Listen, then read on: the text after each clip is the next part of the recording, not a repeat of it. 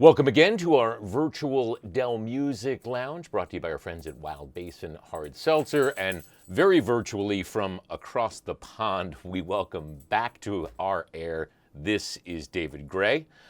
Welcome. Hello there. Yeah, well, we're going to talk a moment about all the way back when you played our building on that first record, the record that's celebrating an anniversary, but there's also a new record, and we're going to spend a bunch of time talking about that in a few minutes. But first, this, in our virtual Dell Music Lounge, is David Gray. We're setting our clothes for the summer. We spilled out like foam on the sand. And it's all that we ask for, Mom. Well, it's all that we ask for, Mom.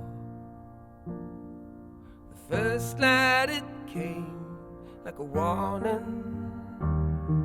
This moment is all that you own. It's all that we ask for, Mom. Well, it's all that we ask for more.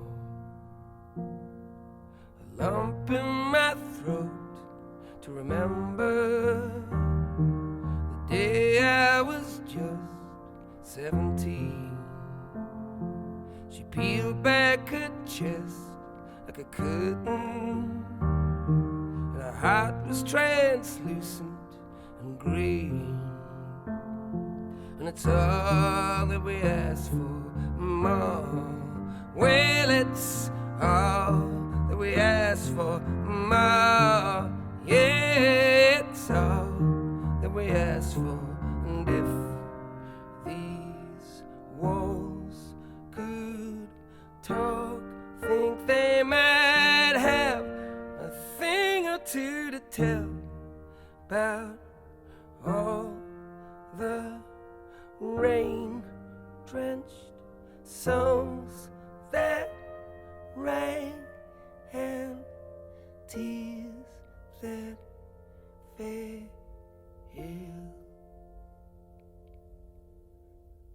The thoughts in my head are like tinder, and your eyes are like flint on a stone. And it's all that we ask for, Mom. Well, it's all that we ask for, Mom. Yeah, it's all that we ask for, Mom. Well, it's all that we ask for, Mom.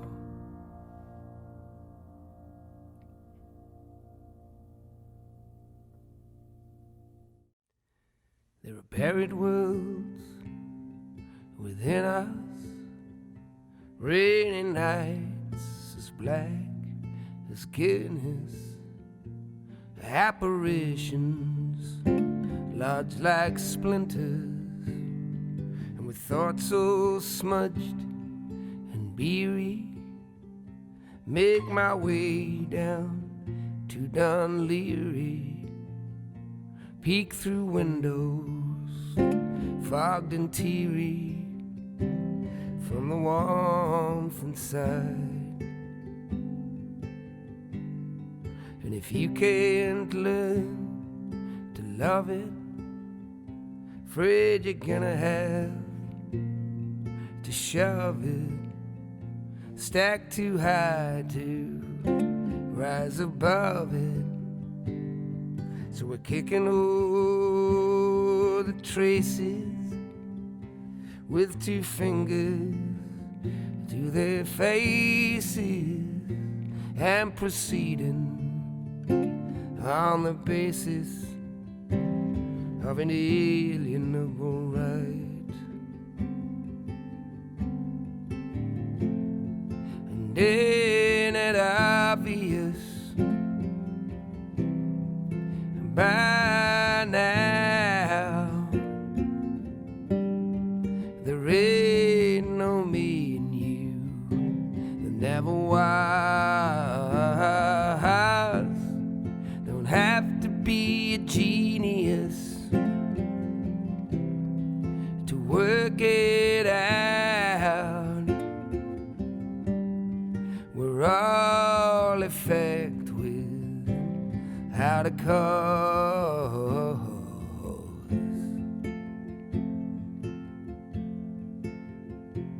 Watching Oz, the great magician, eyes shut in the brave position, changed beyond all recognition, and the radius of our footsteps spans a world of shattered concepts. Abandoned buildings loom like shipwrecks in the ebbing tide. And ain't it obvious? And by now there ain't no me and you. There never was. Don't have to be a genius to work it out. We're all effect without a cause. And is it some ridiculous, misplaced sense of pride that keeps me hauling on the line? I'm gonna step right out of this. I just can't abide. If I had a pound for every time.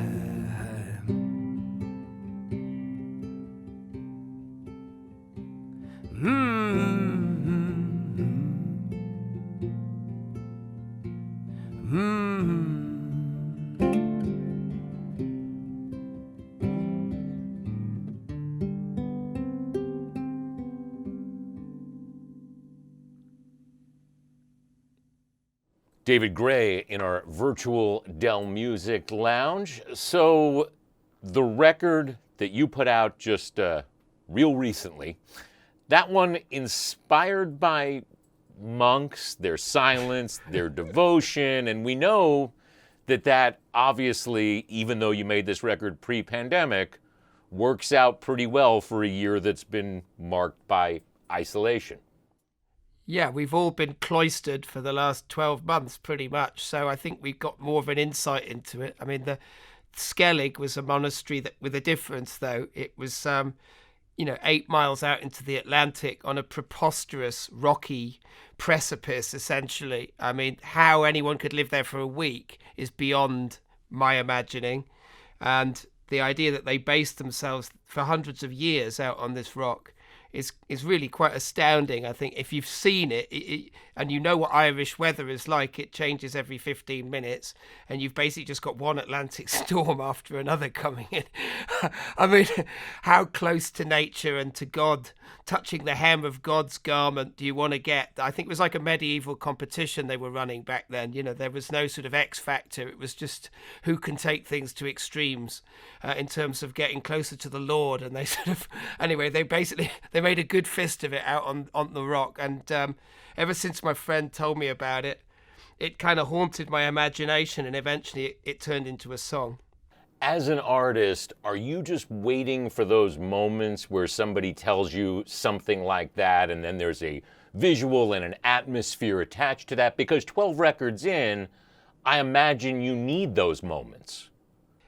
You don't know where inspiration, for want of a better word, is going to come. I mean, just sound itself can be all the inspiration you need. I'll give you an example. If I pick up my guitar here now and play G, C, D, it's just going to sound like it always does. But if I stand up on a stage in front of an empty auditorium and I play G, C, D with the music just ringing out through the empty space, it's going to sound pretty massive. And I'm going to go, oh, that disassociative moment could be enough to make me think, yeah, there's something in that. I feel a little rhythm coming through. So you're just responding. It could be a sonic lead that brings you into music, or it could be an imagination jump, like I just described, where someone tells me a story and it sort of sits there for a while and then it wants to be born into song. So it happens in all kinds of different ways, and often unexpected ways these days. And I'm very much alive to other influences like books, or just something I've seen written in the paper, or just a line on the news. I'll start with that. It seems to have a music inside it, and I'll try and to mine that little sentence and get whatever's inside and turn it into something. So I'm always looking for a starting point that I haven't used before. Does the way you find those starting points change? Has it changed in the last year because you've had less in-person interaction? I think lots has changed. I don't know if my musical process has changed a great deal. I think one thing that has changed is I've spent more time being a human and living a normal life, because that's been by necessity what I've had to keep together down here. I'm living with my family. They're not used to me being around all the time, and vice versa. So I've had to concentrate on that part and spending some quality time with my kids, which has been a challenge at times, like for everybody. So the music's taken a bit of a back seat a lot of the time, if I'm perfectly honest. I think partly because when we started, I like to have some nice open space to run into if I'm going to be creative. And I didn't know whether the world was going to start up in a few months, or in 6 months or 9 months or a year. As it's turned out, it's taking a lot longer than everyone wanted to believe at the beginning. So now I can see that's loosened up my kind of creative energy, and I'm writing again. I think one thing that's different about it is perhaps, and maybe because of finishing the Skellig record, which is such a sort of contemplative, spacious piece of music, I'm kind of encouraged to move further down that line. So some of the things I'm working on at the moment, I'm taking those ideas further. So, maybe in that way, because this is quite an inward-looking moment. So it's having a little bit of an effect. And because I can't play with any other musicians as well. It would be nice to get a drummer in, but that just isn't possible at the moment. Well, now you get to look forward because you've got a new record. But a year ago, had things gone the way they were supposed to, you would have been here in Austin for 2 nights celebrating the anniversary of the White Ladder record. That obviously didn't happen, but when you originally put out the White Ladder record, you were here in our building performing live a month or so after the record's release. We have that song, we play it from our vault. Right. What do you wish you knew then? That guy that was in our building however long back, what do you wish he knew? I can never come up with answers to those kind of questions, because it's just not the way I look at my life. I don't regret any of it. I mean, there were lots of things that were going to trip me up a bit further down the road, taking the whole damn thing too seriously. But I mean, so much happened at the same time. So, we got this global success. We'd already been running the record around in the UK and Ireland for a year and a half before it was even released here.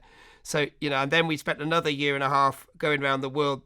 So it was quite a dislocating, as well as a wonderful alcohol-strewn kind of process. It was quite dislocating in a sort of creative sense. And during that time, my father died. And, then as soon as it ended, I had my first child. Ivy was born just right at the end there. So, I mean, just one of those things is quite enough to be getting on with. I think grappling with the fame part, that's a more complicated bag. And I think that what happened was in the aftermath, I was kind of shocked into my shell, because I had so many raw emotions, and it was such a different planet I was living on, where suddenly I was like somebody who was a big act that everyone thought was going to be like knocking it out the park with the next record. I was in a reverse position than the one I'd ever been in. So there were so many strange elements that I didn't handle particularly well at the time.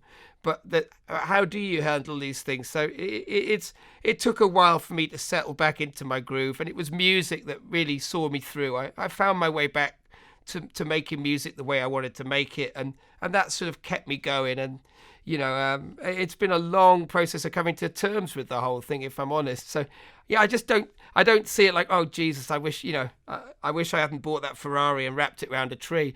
I didn't make any of those moves, but it's still, I got locked inside myself, and that's never good. You gotta be open. You got to be open, and it's hard to stay that way because it hurts. So that was an impossible situation, but the climb up was the best fun I've ever had. But once you get there to the top, it was kind of a weird place. All right. He's David Gray. The new album is Skellig, and let's get a little bit more music from you, and then we'll come back in a moment. This is David Gray in our virtual Dell Music Lounge.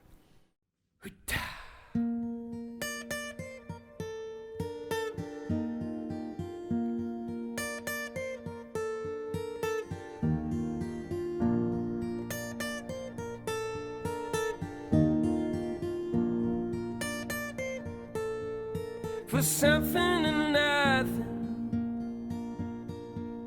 a voice in the air, a face in the doorway, in wordless prayer. Well, I'm heart and soul, boys. Yeah, heart and soul, with wonder shining in my eyes like I'm 3 years old. Not dead, only sleeping. I drift on the sea, the start of the river, the end of me. Well, I'm heart and soul, boys. Yeah, heart and soul, with glory shining in my eyes like I'm 3 years old. Shining in my eyes like I'm 3 years old. Where truth ain't resented, where love ain't despised and misrepresented and sanitized. Well, I'm heart and soul, boys. Yeah, heart and soul, with wonder shining in my eyes like I'm 3 years old. Shining in my eyes like I'm 3 years old. Shining in my eyes like I'm 3 years old.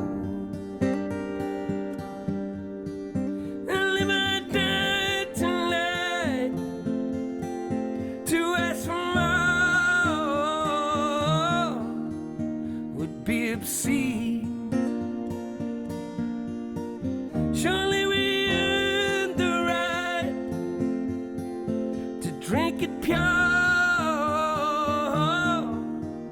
break it clean,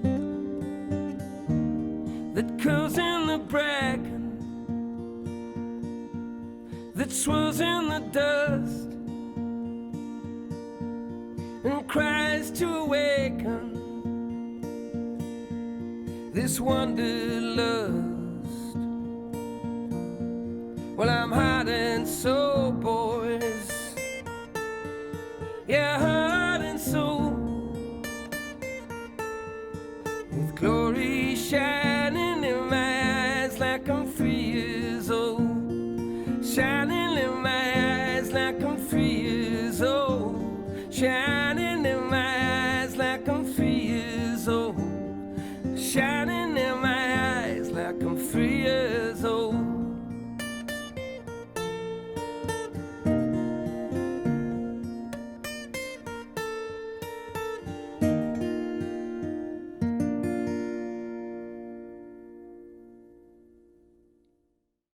David Gray in our virtual Dell Music Lounge. Our virtual Dell Music Lounge brought to you by Wild Basin Hard Seltzer.